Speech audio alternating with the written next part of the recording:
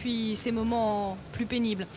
Et puis je voulais absolument ce soir vous présenter quelqu'un qui est une figure aussi du Paris-Dakar. C'est Mano Dayak. Mano Dayak est Touareg. Mano Dayak vit à Agadez. Il regardait tout au début passer le Paris-Dakar, un peu avec hostilité, en se disant qu'est-ce qu'ils viennent faire dans mon désert, qu'est-ce qu'ils viennent faire chez moi, tous ces gens, ces caravanes. Et puis finalement, Mano s'est rallié aussi à la caravane. Mano, vous vous souvenez de ces premières étapes, de ces premières fois où Thierry passait avec sa grande caravane? Voilà, c'était d'abord une première curiosité. Voir passer tous ces gens-là, ça paraissait un peu bizarre et on était surpris de voir tous ces véhicules un peu bizarres qui venaient. On se demandait pourquoi ils étaient là. À force de s'en approcher, on finit quand même par découvrir qu'ils ne sont pas aussi méchants qu'on a souvent tendance à le dire, notamment en Europe où beaucoup de gens, je crois, n'ont pas compris ce que représente le Paris-Dakar pour l'Afrique. Qu'est-ce qu'il représente justement pour vous qui vivez à Agadez?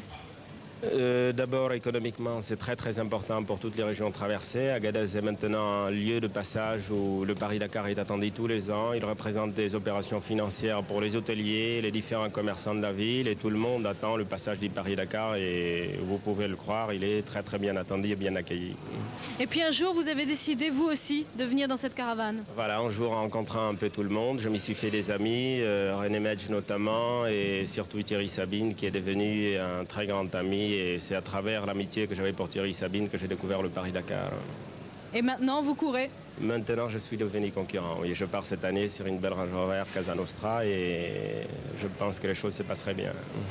Alors vous avez un avantage, c'est que vous connaissez parfaitement toute la région. Pas complètement, parce que je crois que le désert, personne ne les connaît complètement et c'est ça qui fait sa force justement. Je connais bien le Ténéré, mais le Paris-Dakar est quand même très long. Il y a 14 000 km, je ne connais pas tout et il y a une grosse partie que je découvrirai que René Medj a tracé cette année et que je crois sera très belle. Alors quand vous allez vous retrouver dans ce Ténéré que vous aimez tant, pour une fois en pleine vitesse, vous n'avez pas regretté quand même de passer si vite? Il y a, je crois, deux façons de découvrir le désert, il y en a une, celle par laquelle les concurrents du Paris-Dakar découvrent le désert, on les voit très vite. Et il y a l'autre façon, c'est celle d'y revenir plus tranquillement. Et je crois que tous les concurrents du Paris-Dakar qui viennent, en passant très vite, viennent de temps en temps visiter tranquillement le désert. Et pour moi, les deux choses sont tout à fait complémentaires. Je suis content de les traverser très vite. Ça fait quand même des sensations qui sont tout à fait différentes du voyage tranquille, classique qu'on fait habituellement dedans. Et les deux choses, pour moi, sont tout aussi belles l'une que l'autre. Est-ce que vous le redoutez encore, ce Ténéré? Je crois qu'on a toujours peur dans le désert. Oui, ce n'est jamais. C'est quelque chose qu'il faut toujours aborder avec beaucoup de respect, beaucoup d'humilité. Et chaque fois qu'on doit le traverser, il faut s'attendre à ce qu'il arrive.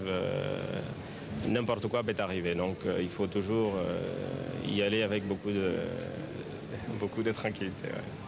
Mano, quand vous voyez un peu ce choc de deux civilisations, à la fois la caravane du Paris-Dakar, très mécanisée, très à la pointe technologique, on va reparler tout à l'heure avec les partenaires de ce Paris-Dakar, et en même temps cette civilisation et cette société ancestrale qui habite, qu'est-ce que vous pensez ? Les gens du désert ont l'habitude de toute forme de compétition. Donc, quand le Paris-Dakar traverse le Ténéré ou il passe par Agadez, tout le monde y vient avec beaucoup de curiosité, beaucoup de sympathie. Donc, je ne pense pas du tout que le Paris-Dakar détruit ou pose les problèmes, malheureusement, que beaucoup de gens ont tendance à dire ici. Le Paris-Dakar vient, il écrase, il détruit. Il pose beaucoup de problèmes écologiques, ce qui est à mon avis tout à fait faux. Donc tout le monde est sur place, tout content de voir passer le Paris-Dakar. Merci Mano. On va parler très